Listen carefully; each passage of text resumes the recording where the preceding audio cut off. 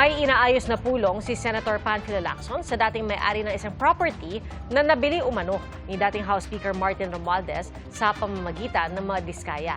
Git naman na abogado ni Romualdez, walang kinalaman sa transaksyon ng kanyang kliyente. Saksi, si Mark Salazar. Sa pagpapatuloy ng investigasyon ng Senate Blue Ribbon Committee sa anomalya sa mga flood control projects, isa sa mga gustong mabigyang linaw ni Senador Panfilo Lacson ang nasagap niyang pagbili umano ni dating Speaker Martin Romualdez ng property sa Makati. Ginawa raw ito ni Romualdez sa pamamagitan ng mag-asawang kontraktor na sina Curly at Sara Diskaya. Ayon kay Lacson, may inaayos siyang pulong kasama ang dating may-ari ng property at naghayag daw ito ng kahandaang tumestigo. We would like to clarify persistent report that former Speaker Martin Romualdez had purchased a house and lot in a plush subdivision in Makati City using the Diskayas as front in the said sale. If verified to be true, this could possibly establish a direct connection between the former speaker and the Diskayas. Ang abogado ni Romualdez itinangging sangkot ang dating House Speaker sa naturang transaksyon. Ni minsan ay hindi raw nakapulong ni Romualdez ang mga Diskaya na nakilala lang niya sa mga ulat ng media. Ipinunto rin ng abogado ni Romualdez ang dati nang sinabi ni Curly Diskaya na wala siyang direktang transaksyon kay Romualdez at nine-name drop lang umano ng ibang tao ang dating House Speaker nang hindi niya nalalaman. The claim in the report about using the Diskayas as a front in a property purchase is outright baseless. Representative Martin Romualdez respects institutional processes and is confident that any fair and evidence-based inquiry will ultimately prove him right. Hinimok din ni Lacson si Senator Amy Marcos na sumipot sa pagdinig sa Lunes. Doon daw siya maglatag ng ebidensya laban sa kanyang pinsan sa halip na maliitin ang kredibilidad ng Blue Ribbon. Noise does not convict. Neither does it indict even who may be perceived as the most guilty in the FCP or flood control project saga. Only evidence does. Kaya kung meron siyang mayaambag na ebidensya para madiin ang kanyang pinsan, sumali siya sa pagdinig. Walang pipigil sa kanya at walang magbabawal sa sasabihin niya o gagawin niya. Sinagot din ni Lacson ang patutsada ni Senator Marcos na magsabunatan na lang sila. Una, hindi po peluka ang aking buhok. Idugtong ko na rin na walang peke sa mukha ko. Hindi rin pustiso ang ngipin ko. My teeth are all mine. Ulitin ko, walang peke sa anumang bahagi ng aking mukha. Pangalawa, lalong hindi ako bakla. At kung iniisip ni Senator Amy na bakla ako, wala siyang maaaring makita na macho dito sa mundo. So, anong intention niya? Sirain yung credibility ng investigation ng Senate Blue Ribbon Committee? Hindi ko alam. Hindi ko alam kung bakit ginugulo niya. Tugon naman ng senadora sa isang Facebook post. Hindi naman niya tinawag na bakla si Lacson. Wala rin daw masama sa pagiging bakla at sa pag-enhance ng kahit ano para sa sarili. Hihibayin din sa pagdinig sa Lunes ang Cabral Files o ang sinasabing listahan ni dating DPWH Undersecretary Catalina Cabral na mga mambabatas na may mga proyektong pinaglaanan ng budget ng DPWH. We'd like to know more about the so-called Cabral Files. Not necessarily from Congressman Leandro Leviste, although he is most welcome to attend and participate in the hearing. We are issuing a subpoena duces tecum to Secretary Vince Dizon with the end in view of consolidating all the files, including but not limited to what the late Undersecretary Cabral left before she died. Ayon kay Lacson, nag-reach out sa kanya si Batangas Representative Leandro Leviste na unang nagsapubliko ng Cabral Files. Ang payo ni Lacson sa kongresistang anak ni Senadora Loren Legarda, Huwag yung bara-bara.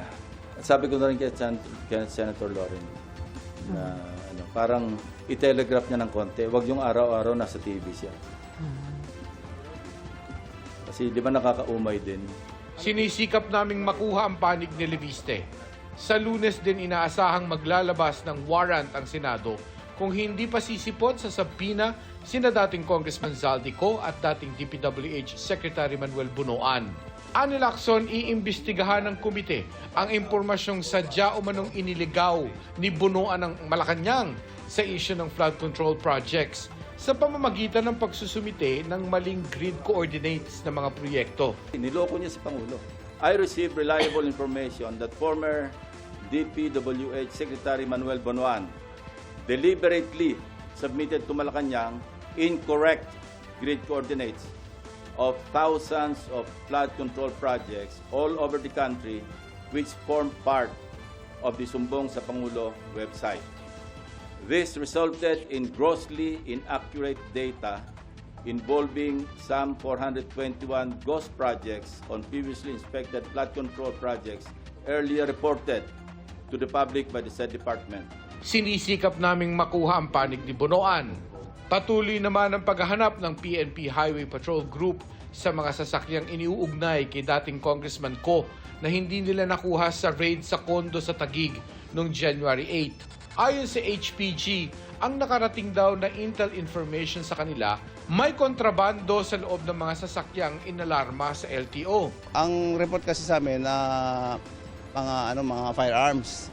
Pero obviously wala namang firearms doon. Siguro sa ibang mga kasi hindi lang naman yung 4 ang hinahanap namin yung iba pa baka nandoon.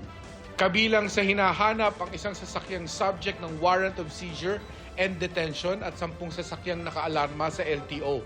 Sa 4 na sasakyang nakaalarma na kinumpiska sa raid nung nakaraang linggo, 2 lang daw ang nasa Vehicle Management Information System o VMIS ng HPG. Na-establish na namin kung sino yung mga may-ari and we're going deeper doon sa verifications. So nagpo-pull out records na kami doon sa mga other documents.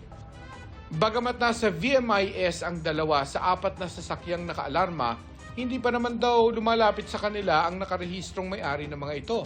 As soon as matapos namin yung pull out records namin at dumating yung rightful owner, I think lawfully we can release those motor vehicles to the rightful owner. Sa isang dokumentong ipinasilip ng isang source sa GMA Integrated News, isang Ferrari at isang Lexus ang nakarehistro sa magkahiwalay na individual.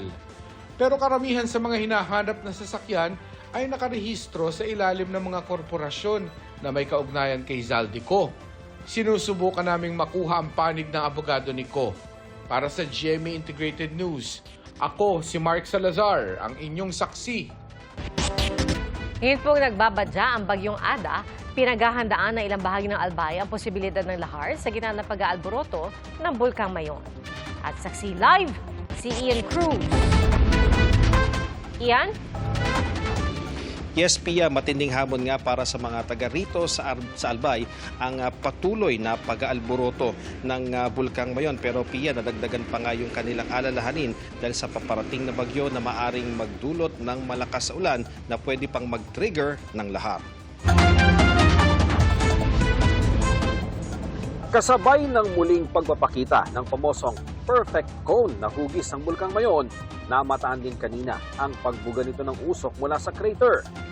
Nakakamanghang tanawin pero ingat dahil tuloy ang rockfall, pag-agos ang uson o may init itong material ayon sa National Disaster Risk Reduction and Management Council o NDRRMC. Mas tanaw ang nag-aalab na aktibidad ng bulkan sa gitna ng dilim kagabi nang mahawi ang mga ulap. Kita rin ang usok sa tuktok pati na ang agos ng uson sa dalistis ng bulkan. Nananatili sa alert level 3 ang status ng bulkan. Sa nakalipas na 24 oras, makikita ang pagbuga ng lava dome at may mga naitalaring mga pagyanig, pagkahulog ng bato at pagdaloy ng uson.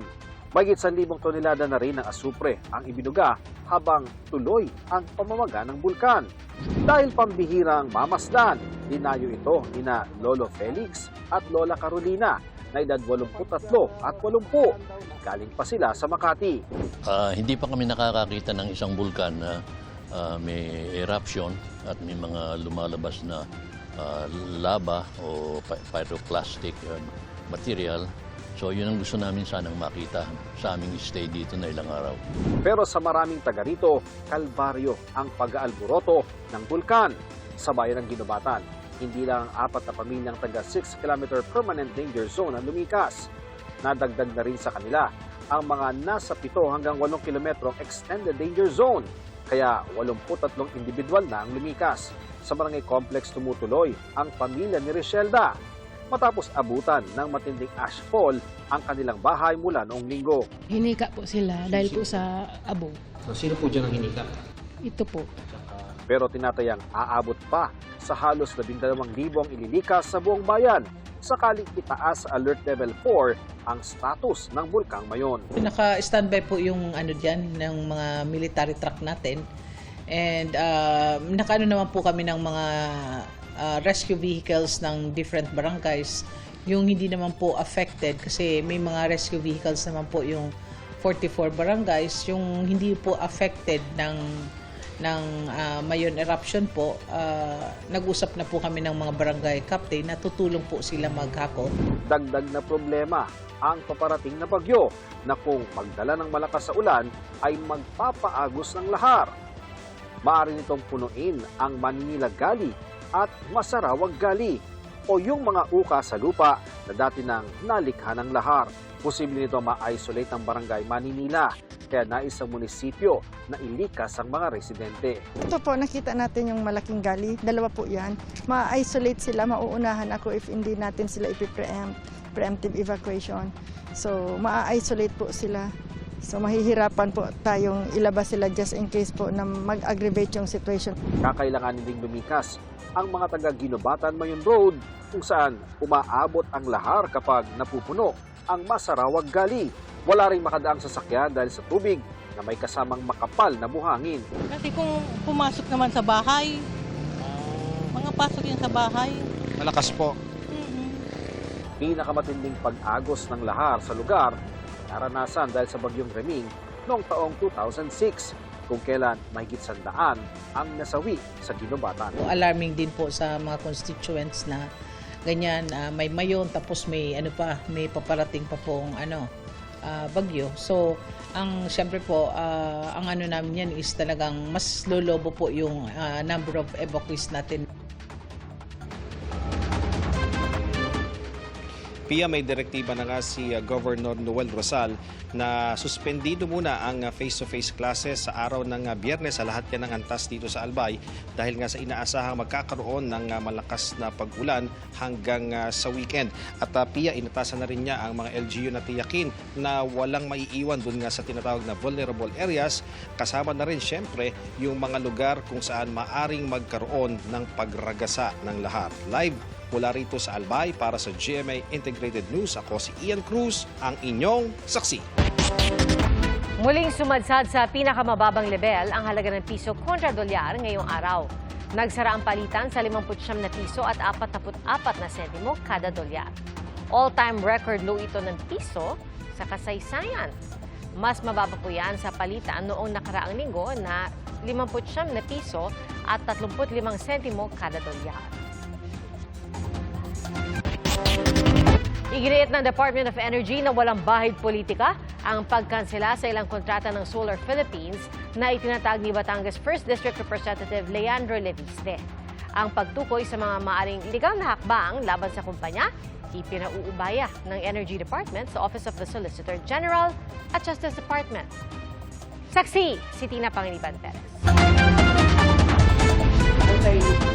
Ipinasa na ng Department of Energy sa Office of the Solicitor General at Department of Justice ang pagtukoy sa mga aksyong legal na pwedeng gawin laban sa Solar Philippines, kumpanya ni Batangas 1st District Representative Leandro Leviste, matapos kanselahin ng kagawaran ang 12,000 megawatts na halaga ng kontrata nito para sa renewable energy dahil sa non-performance. May 24 billion pesos ding multang ipinataw sa Solar Philippines.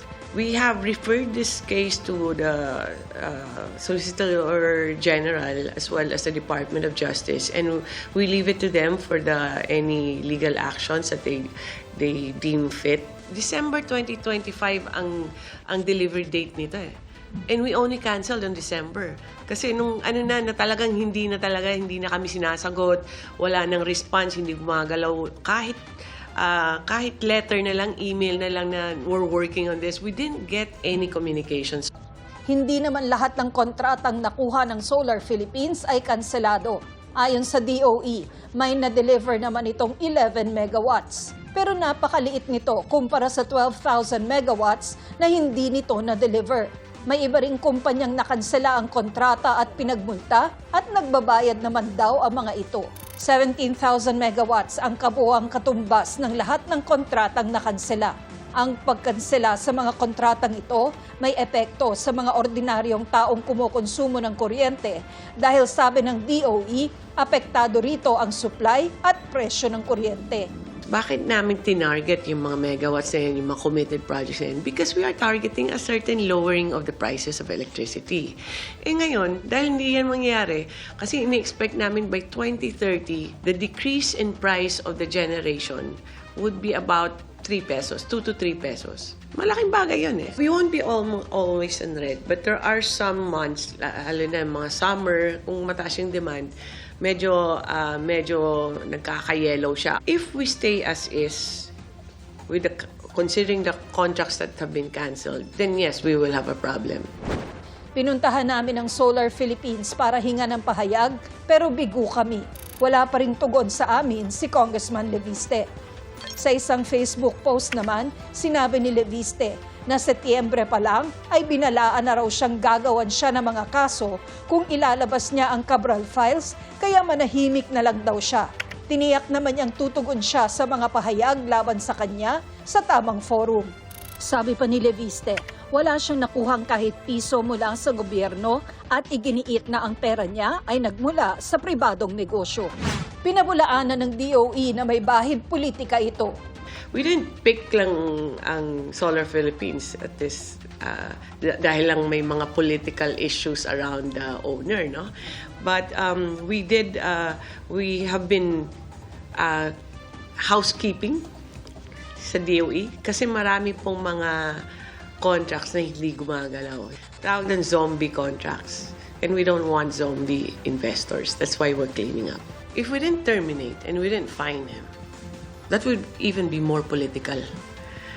Dahil the beneficial owner is a politiko, a congressman, then we won't fine. While the others na hindi politiko, we fine and they pay. We apply the same rules to everyone. So, walang special treatment dito sa DOE. Ipinauubaya naman ng DOE sa Kamara ang usapin sa prangkisa ng Solar Philippines. There are violations sa franchise na binigay ng House. Well, violation na pwede makancel yung binigay na franchise. Kailangan po talagang pagbayarin lahat po ng mga kumpanya na nakumuha ng mga kontrata pero hindi po nag-deliver ng kuryente sa atin pong mga kababayan. So, kung kasama po yung kumpanya po ni Congressman Leviste dito, and then they will have to face the consequences of non-delivery. Para sa GMA Integrated News, Tina Panganiban Perez, ang inyong saksi. Mga kapuso, maging una sa saksi. Mag-subscribe sa GMA Integrated News sa YouTube para sa iba't ibang balita.